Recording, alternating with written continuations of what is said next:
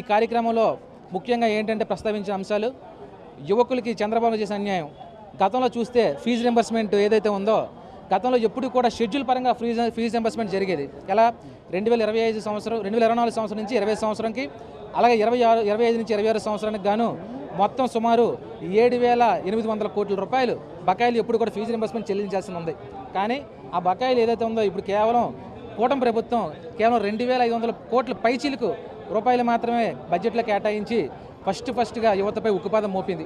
అలాగే గతంలో చంద్రబాబు నాయుడు గారు ఏదైతే ఎలక్షన్ ముందు ఉగాది పర్వదినాన ఏదైతే ఎలక్షన్ ముందు వాలంటీర్లందరినీ కూడా 10,000 రూపాయలు జీతం పెంచి మేము అందరం ఉంచుకుంటామని చెప్పి ఈరోజు కూటమి ప్రభుత్వం ఏర్పడిన తర్వాత వాళ్ళందరినీ కూడా తొంగలో తొక్కి వాలంటీర్లందరినీ కూడా భూస్థాపన చేసిన పరిస్థితి అయితే మనం చూడొచ్చు.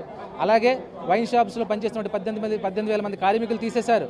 ఏపీ ఫైబర్ నెట్లో పనిచేస్తున్న 2,000 మంది కార్మికులు తీసేశారు.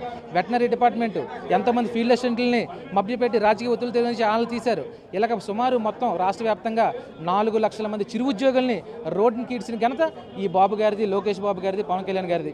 ఇదే కాదు, మనకి సూపర్ 6లో ప్రధానమైనటువంటి హామీ ఏదైతే నిరుద్యోగ వృత్తి 3,000 రూపాయలు ఇద్దామనుకున్నారో రాష్ట్ర వ్యాప్తంగా సుమారు 1,60,00,000 మంది నిరుద్యోగులు ఉన్నారు.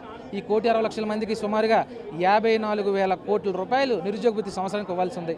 ఈ 54,000 కోట్ల సంవత్సరానికి ఇవ్వాల్సి వస్తే ఏదైనా దాని గురించి కానీ ఒక ప్రెస్ మీట్లు కానీ పెట్టారా, లేకపోతే కార్యాచరణ ఏమైనా తీసుకున్నారా అని ఒక్కసారి కళ్యాణ్ బాబు కానీ, లోకేష్ బాబు కానీ, చంద్రబాబు కానీ ముగ్గురు బాబులు ఆలోచించాల్సి ఉంది. ఈ కార్యక్రమం ద్వారా మీకు తెలియజేసింది ఏమనగా రానున్న రోజుల్లో కూటమి ప్రభుత్వం కనుక ఇప్పుడు ఏవైతే మేము డిమాండ్స్ ప్రవేశపెట్టామో అన్నింటినీ కూడా మీరు కనుక నెరవేర్చకపోతే రానున్న రోజుల్లో మరింత తారాస్థాయిలో యువతలందరం కూడా కూటమి ప్రభుత్వం పైన ఉక్కుపాదం మోపి మిమ్మల్ని గద్దె దించే స్థాయికి మేము ఉద్యమాన్ని నడుపుతాం కూడా మరీ తెలుసుకుంటూ